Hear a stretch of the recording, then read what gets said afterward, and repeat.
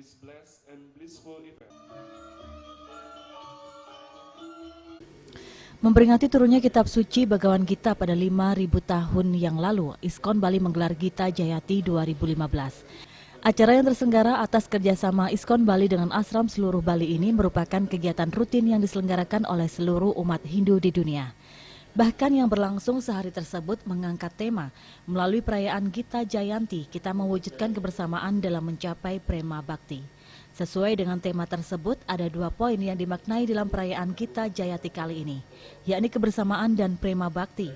Seberat apapun pekerjaan maupun masalah yang dialami, jika dihadapi bersama-sama akan menjadi ringan.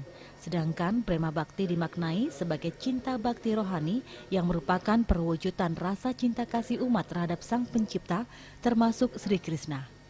Acara yang dihadiri Ketua PHDI Bali, Gusti Ngurah Sudiana, diawali dengan laporan Ketua Panitia Ketut Ardana.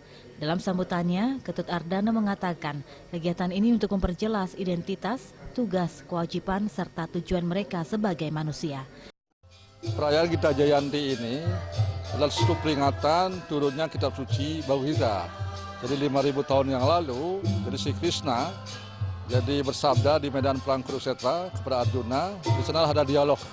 Jadi pada saat itu turunnya Bhagavad Gita. Nah sekarang kita peringati sebagai umat Hindu untuk peringati turunnya kitab suci Bhagavad Gita. Karena kita harus tahu, pertama harus tahu identitas diri kita, siapa diri kita sejati.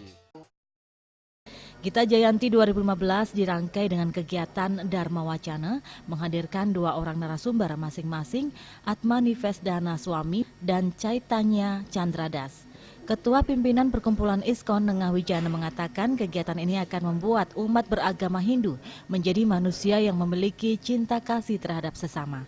Dalam kesempatan tersebut, Nengah Wijana juga berpesan bahwa dengan berpedoman kepada kitab suci Bhagavad Gita, umat Hindu hendaknya memiliki kesadaran tentang pentingnya rasa persaudaraan untuk menciptakan rasa kedamaian.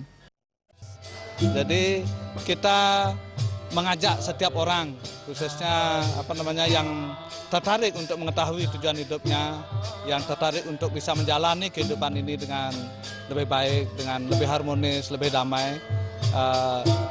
Perkumpulan kita selalu mempromosikan dan selalu mendorong bagaimana Bhagavad Gita ini bisa menjangkau setiap orang.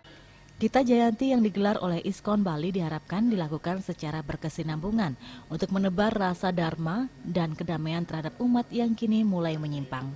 Darte dan Rai Swantara, Bali TV.